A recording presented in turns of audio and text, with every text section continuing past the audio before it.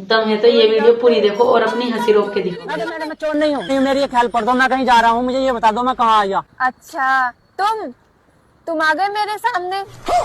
अरे मतलब मैडम तुम कहाँ हो? मैं तुम्हारे सामने। अरे मैडम मतलब हम दोनों कहाँ हैं? हम दोनों आमने सामने। अरे मैडम मतलब ये रोड कहाँ जा रही? ये रोड तो कहीं नहीं जाती है, हम लोगों को जाना पड़ता है। अरे मैडम मेरा कहने का मतलब है हम इस रास्ते से कहाँ पहुँचेंगे? इस रास्ते से? सच बताओ भैया, तो इस रास्ते से हम कहीं जाते ही नहीं है, क्योंकि इस रास्ते से हमें कोई काम ही नहीं पड़ता है। अरे मैडम मेरे से गलती होगी, तुमसे पता पूछ कर, अब मैं जा रहा हूँ। अरे भैया किधर जा रहे हो? अरे मैडम मैं बस जा रहा हूँ मरने।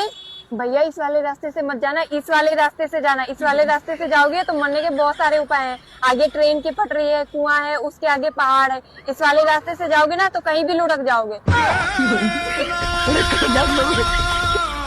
सारी बात